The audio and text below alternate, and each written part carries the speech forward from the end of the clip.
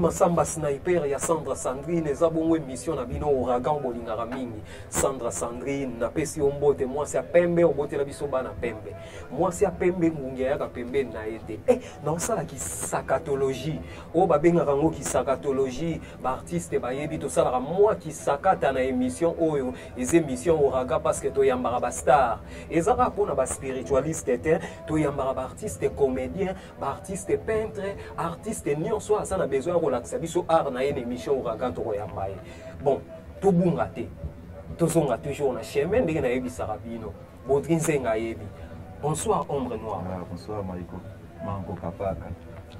Na sepeli lisuku mona yo. Kolikanga te. Moko ya badepte na yo maître Avatar ayebisaki nga lobiki te Ombre mikolo aza na Angola parce que na bengaki basango ya Luanda ezalaki ndenge nini kuna na Holanda kitoko ka ona na analyser na terre ya Angola. Connaissance n'est vanité. Il faut être imaginaire, ba mort, ba wa, ba sunga biso ba soutenir l'expansion ça me ko petit na Angola. Ba ça la restauration, il y a savoir au bazana ngolo lelo. Ba ko ça d'autre savoir. Te merci. Banangola na sirbino moko bokolanda bokoyoka. Na pesi bene bampala motema ya maître Aruna Jabir Bambote. Ombre Noire. To fandi lelo na thème na biso enfer na paradis. Meka ko panzana wana enfer eza nini, paradis eza nini. Fongola bandeko ba comprendre. Enfer na paradis eza ba thème oyo. Et emprisonner l'homme noir ou emprisonner tout le monde. Parce que connaissance on est en Afrique, des appels en Asie, des appels en Europe, des appels en Amérique, presque dans tous les 5 continents du monde. Mettons basol ba enfer ou paradis, faut moutonner sur l'andangai. Pas seulement les Africains, tout le monde.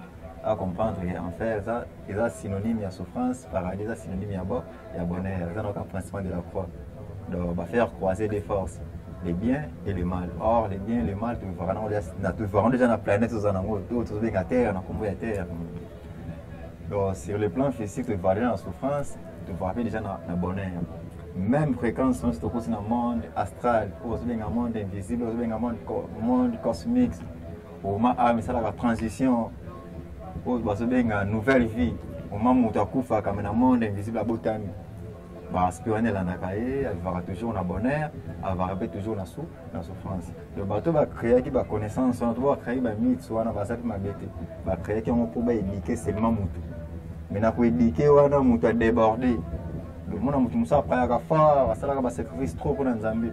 Mais pensez que un jour qui n'est pas paradis. Or, Moutou a semblé la rater pour qu'il y ait paradis ou à qu'en faire. Moutou a semblé la rater pour comme fort. En travers comme fort, Moutou a transcendé selon notre connaissance. A commis saint, selon catholique, Saint-Pierre, Saint-Marie, Saint-Boué, Saint-Boué. En travers, pour charger âme, esprit, Moutou a atteindre la dimension de l'âme divinisée. En travers, pour charger esprit, âme, Moutou a atteindre le décret de la gloire. Nous avons atteindre la dimension de secondaire, nous avons atteindre la dimension de archange ou ange. Merci maître parce que parler na archange ou ange mais na meki ko zonga moké na makambuti boloba. Ça dit sur na langue explication ou bien connaissance nous so panza. Au niveau l'accent bandeko que enfer na paradis ça des mondes imaginaires. Donc enfer existera te ezalaka te paradis ezalaka te. Mais par là, aux Olmolobani, on dit que c'est Tao Moutazo vivre. Enfer na paradis ezalaka te c'est Tao Moutazo vivre.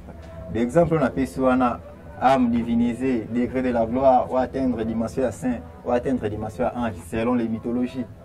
Mais il faut à pratiquer, à s'embêler, à méditer, pour qu'on ait la dimension pour se communiquer dans le grand esprit, au bas dans le monde cosmique, au bas dans le monde invisible. En travers pour se communiquer dans le bango, c'est par là créer. Dire à sa créateur, on va bien guider. Ce qui peut y sali, et l'eau est à au comédien. Donc, tout le monde méditer, tout le monde pratiquer, pour se communiquer dans la conscience, où est l'univers, tout ma besoin de créer, la création. Mais pas que de pratiquer pour le but qu'il y ait paradis ou pour le but qu'il y ait enfer, non, on a une distraction. Donc, le paradis et enfer, c'est des mondes imaginés pour limiter à Miamoutou. Donc, il Moutou a ça l'avion, Moutou a ça la tonga, Moutou a ça la moutouka, a ça annoncé paradis et enfer. Afin d'annoncer, se communiquer dans la conscience, il y a le soleil. Et puis ça y est, idée comment pour ça l'avion. et puis ça idée comment ko sala mutuka et puis ça idée comment ko sala arrosoir et puis ça idée comment ko sala eloko moko be montre autolati donc muto sala qui montre oyo azaki na notion na ya paradis na enfer si ça ko sala ba concentration ça ko sala ba méditation pour ça les allez se communiquer na ba génie moko boy ba faire révéler comment ko sala montre comment ko sala masanga to bingi na kombo ya prémisse. Mais les lots, nous sommes bellandés, quoi que paradis, à vivre dans les lions, à vivre dans les éléphants, à vivre dans les pommes, à vivre dans les mots, c'est la mythologie. Oh, pas nous sommes pas ensemble, nous sommes banga gete, nous sommes la bouette, nous sommes les sumo oyote, pour peut-être l'objet comme magana, na enfer, nous sommes comme moto. Oh, chacun a péché là, pas que nous sommes se partager le même péché. Donc, tant qu'on bâtit les 10 commandements, ils ont des commandements référentiels, mais ils sont universels. Maître, tu vas dire que tu as un thème de mythologie, mais nous avons parlé de mythe, que nous avons mythe, mythologie. Nous avons parlé par mythologie parce que nous devons surtout comprendre le terme. Nous avons parlé de mythologie, et où il y a mythe, tout ça. La première émission, on a parlé déjà de mythe, c'est un discours créé par Motomo Boboui. On a bien une mythe. Donc, on a créé un mythe pour nous. Kokobar, Azalaka Boye, tant que c'est âge Boye, à se transformer en soleil, tant que c'est âge Boye, à se transformer en Boye, c'est un mythe créé par nous. Tant que la mythologie, les ensembles, les idées, oh, tu es belé, Kanisi, Yansina Kanisi, Juma Kanisi, Charles Kanisi, Avatar Kanisi, Ben Kanisi, résumé ma Kanisi, wana, de bien mythologie, soit mythologie égyptienne, ou égyptien bakanisaki, soit mythologie Congo, ou royaume Congo et kanisaki, soit mythologie Yoruba, peuple Yoruba veut dire Sénégal, Bénin, Nigeria, peuple wana. Il y a mythologie. Ils ont ensemble et imagination. Donc, ce qui est landi bien, batunde bakanisi, imaginer des mondes imaginaires. Des mondes, pas seulement des mondes imaginaires. Sauf qu'il y a d'autres voies, autant que plusieurs mondes, autant que ce monde pandamenium, il y a un monde pandamenium, traiter makambo ouezane négatif. Or on a passé le équilibre.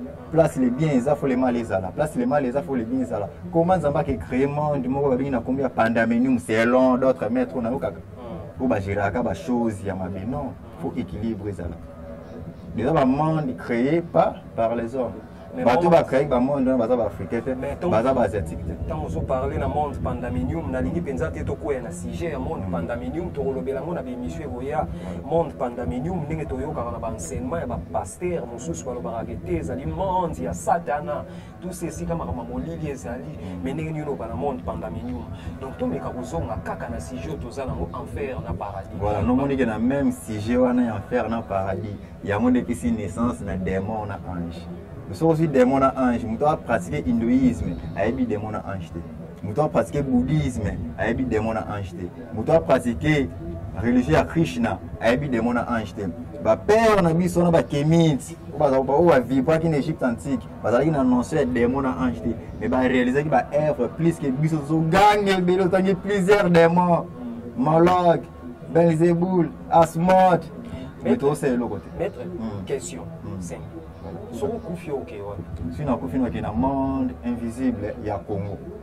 Un monde invisible, il y a Congo. Parce que le monde spirituel, il reflète le monde physique. Dès que sur le plan physique, nous sommes à Congo. C'est que sur le plan spirituel, il faut qu'on paye ça là. Dès que sur le plan physique, le monde est Kaboué dans le continent. C'est que sur le plan spirituel, le monde est Kaboué dans le continent. Deuxième possible, le long c'est réincarné.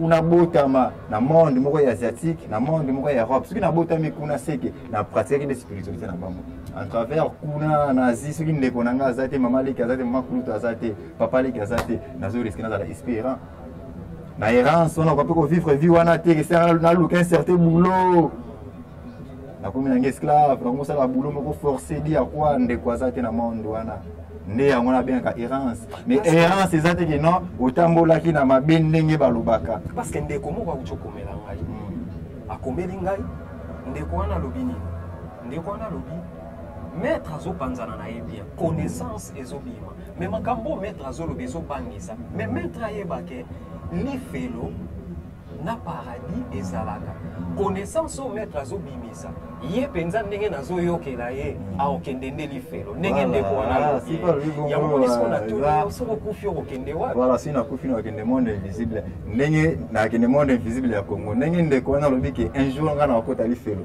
na boyi te na moi na Bible lobi ke non journée de la fin alors c'est que jour wana kezala jour ya fin wana bango balobaka wana on nzamba ko telema po chercher bato tango nzamba zo tena po chercher bato ngana kotombola musaki on a loba avant na kota faire makambo nini koloba ombre no na ko ibisa na ko ibisa na ko loba ngone ibisa wana ibisa Odrinzenga papa na numéro de grâce ya ombre noir alobi ye moko ayebi oya oyebisa ye en tout cas na sepeli vraiment na bandeko nanga Yannick Nyenyezi patron ou ami ya kati yo tika artiste na yo te boy ka nuance to ke na bango ka boy kung fu na koloba troté yo moko yebi mutu na ngai Richmond ombre noir émission na biso combien ouais monsieur Sili vraiment na sepeli ta la caméra voilà monsieur Sili suka pona émission le monsieur Sili bit na ngeza ke mutu akende vers ye mutu akende vers soi mais o ekaboli ngeza ke osana posa ibisa o vérité o ngana o ibisa nzambe mais ibisa ngote mais na zimi tete ko za capable de convaincre ngana ba d'autres émissions na bimisa vérité wana le vérité ne za ka réserver pour na ngai tangu nzamba ko kotanga faire ngana kotombola musapi nzamba ko mona douana ngako akommander certains anges qui nazomona mutu moko kotombola musapi go permettre ya lo wana pesa légende tous mais ouais ça légende créé par non ça mythe créé par ngai ça mythe parce que paradis na faire ça la gâté alors les faits n'ont que paradis na faire ça la gâté peut-être nazomi kosa peut-être na kotaki na monde cosmique ba kosa ki ngai tant on a qui découvrir vraie vérité que non paradis na faire ezalaka na jugement wana nde na kotombola musapi mais ndenge na jugement wana o Bible ensenenga o Coran ensenenga o d'autres livres ensenenga o na sokwana na motel o bominga makasi lelo mais jugement wana pesa na mythologie wala pe mythe kaka voilà créé par les hommes c'est que jugement wana fait on va limiter yo les na motel possible les jugements et la circonstance o mutazo vivre ah bon voilà tant ba ibio jugement ya mwana nzelo lingaka mingi aboyi yo jugement ya mwana batuti yo na moto jugement ya mwana okufeli mère jugement ya mwana obeli cancer obeli AVC obeli liboma nettoyage wana ça fait jugement des jugements tozo c'est la mo wana te ngonga bazo signaler faina loba mi bazo signaler na bémission ekoya to kolobela yango ombre noir en tout cas salinga bien na pesi maître Aruna Jabir Mbote na pesi maître Yansine Bambote na pesi maître Idriss Mbote motema ya Sencha na pesi pe maître Avatar Mbote motema ya Sephora na bosanité mama bene bampala ombre blanche ngai artiste na bino maiko boyika nuance na suki awa bambote na bandeko nyonso bazwi libaku ya kolanda émission oyo Ouragan bye ciao